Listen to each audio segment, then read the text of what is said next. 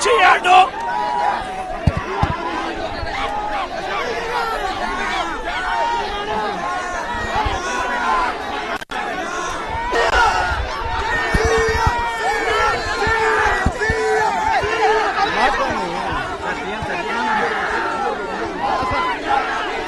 గుంటూరు మిర్చి యార్డు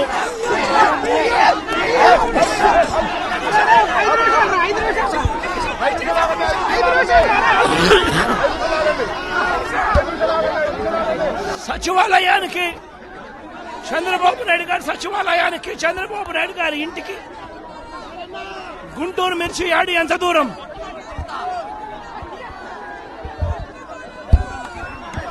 సచివాలయానికి తన సచివాలయానికి కూతవేటు దూరంలో ఉన్న గుంటూరు మిర్చి యార్డులో రైతులు పడతా ఉన్న అవస్థలు చంద్రబాబు నాయుడు గారికి అర్థం కావడం లేదు. చంద్రబాబు నాయుడు గారికి రైతుల కష్టాలు కనిపించినా కూడా చంద్రబాబు నాయుడు గారి కళ్ళు మూసుకొని రైతులను కష్టాల పాలు చేస్తా ఉన్నాడు. ఈరోజు ఇదే గుంటూరు మిర్చి యార్డులో రైతులు పండించిన మిర్చి పంటకు కనీసం 10-11 వేల రూపాయల డబ్బులు కూడా రావడం లేదు. రైతులు కష్టపడి తాము పండించిన పంటను అమ్ముకోలేని పరిస్థితిలో రైతులు ఈరోజు ఉన్నారు. రైతులకు ఈరోజు ఒకవైపు తెగుళ్ల వల్ల రైతులకు ఇవాళ పంట కూడా మామూలుగా 20 క్వింటాల పైన రావాల్సిన పంట ఈరోజు 10-15 క్వింటాలకే పడిపోయిన పరిస్థితులు కనిపిస్తా ఉన్నాయి. మరోవైపున రేటు చూస్తే నిరుడు సంవత్సరం అంటే వైఎస్ఆర్సీపీ ప్రభుత్వ హయాంలో 21,000 నుంచి 27,000 రూపాయలు పలికిన పంట ఈరోజు కేవలం 10-11 వేల రూపాయలు కూడా కొనే నాథుడు లేడు. రైతులకు పెట్టుబడి ఖర్చులు కనీసం 1,50,000 రూపాయల నుంచి 2 లక్షల రూపాయలు ఖర్చు అవుతా ఉంది. అమ్ముకోలేని పరిస్థితిలో, రేటు లేని పరిస్థితిలో, ఒకవైపున పంట తెగుళ్ల వల్ల పంట ఈల్డ్ కూడా తగ్గిన పరిస్థితుల్లో రైతు ఈరోజు బ్రతకడానికి కష్టపడతా ఉన్న పరిస్థితి. ఇదే గుంటూరు మిర్చి యార్డులో మిర్చి పంట వేసిన రైతుల పరిస్థితి ఇది. రాష్ట్ర వ్యాప్తంగా ఏ పంట తీసుకున్నా కూడా కందులు గాని, మినుము గాని, పెసరు గాని, టమాటో గాని, పత్తి గాని, ఇలా ఏ పంట తీసుకున్నా కూడా రైతులకు గిట్టుబాటు ధరలు రాని పరిస్థితి ఈ రోజు ఈ రాష్ట్రంలో కనిపిస్తా ఉంది.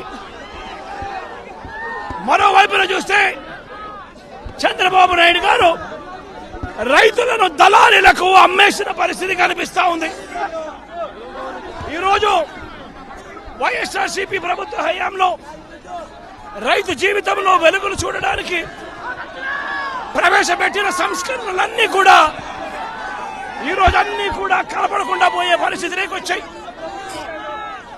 ఈరోజు గ్రామాలలో ఆర్బీకే వ్యవస్థ ఈరోజు గ్రామాలలో నిర్వీర్యమైపోయిన పరిస్థితి. ఈ క్రాప్ వ్యవస్థ నిర్వీర్యమైపోయిన పరిస్థితి.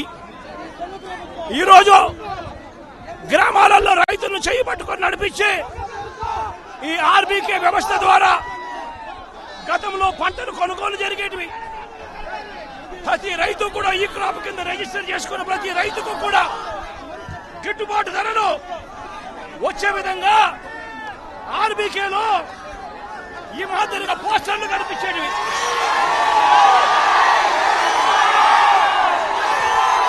ప్రతి ఆర్బీకేలో కూడా ఈ మాదిరిగా పోస్టర్లు కనిపించేటివి. ఈ గిట్టుబాటు ధరల కంటే కూడా తక్కువ రేటుకు ఏ రైతు అమ్ముకోవాల్సిన పరిస్థితి వచ్చేది కాదు.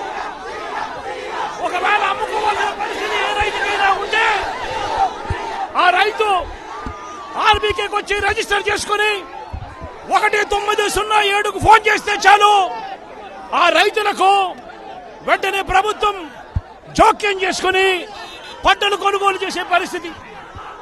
ఆ రోజుల్లో ధాన్యం ప్రొక్యూర్మెంట్ కు 65,000 కోట్ల రూపాయలు ఖర్చు చేసి ధాన్యం కొనుగోలు రాష్ట్ర ప్రభుత్వం రైతులకు గిట్టుబాటు ధర ఇప్పించే కార్యక్రమం చేస్తే ఈ రోజు ధాన్యం కొనుగోలులో ఏ రైతుకు కూడా కనీస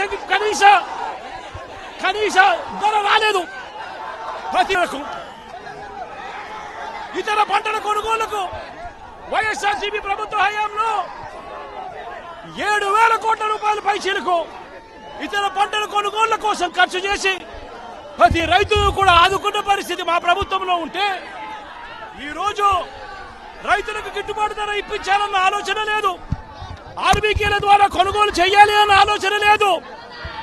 ఒక నంబర్ ఫోన్ కొడితే చాలు ప్రభుత్వం స్పందిస్తుందన్న నమ్మకం ఈ రోజు రైతుల్లో కూడా కరువైపోయిన పరిస్థితులు ఈ రోజు రాష్ట్రంలో కనిపిస్తా ఉన్న పరిస్థితులు. ఈరోజు ప్రతి వ్యవస్థ కూడా నిర్వీర్యమైపోయిన పరిస్థితి. ఆర్బీకేలు నిర్వీర్యమైపోయాయి. ఆర్బీకేలో అనుసంధానంగా ఉన్న ఇంటిగ్రేటెడ్ ల్యాబ్స్ ఈ రోజు నిర్వీర్యమైపోయినాయి.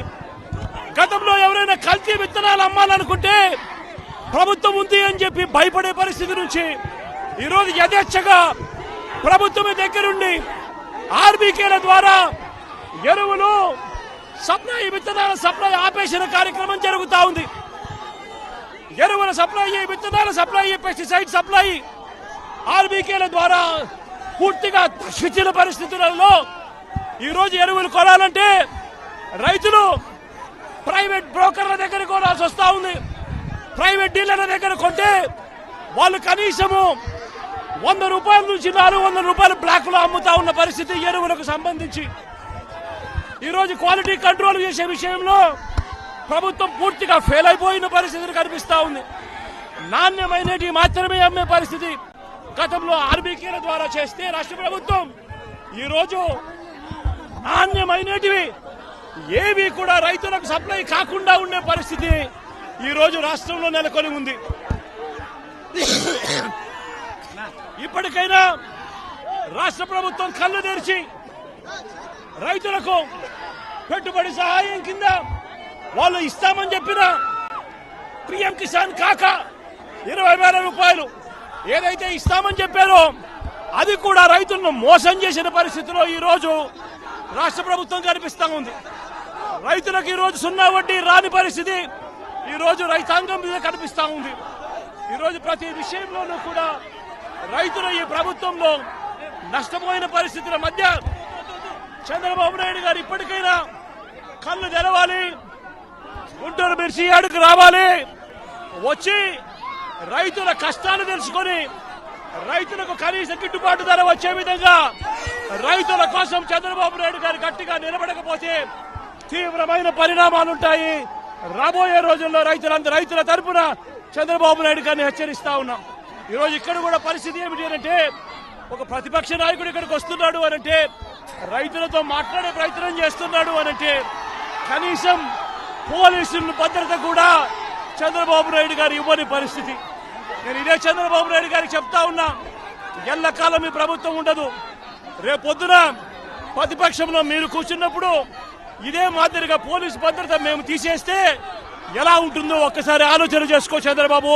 నువ్వు చేస్తా ఉన్నది కరెక్టా కాదా అన్నది కూడా ఒకసారి ఆలోచన చేసుకోమని చంద్రబాబు నాయుడు గారికి ఈ సందర్భంగా గట్టిగా చెప్తా ఉన్నాం, విజ్ఞప్తి చేస్తూ.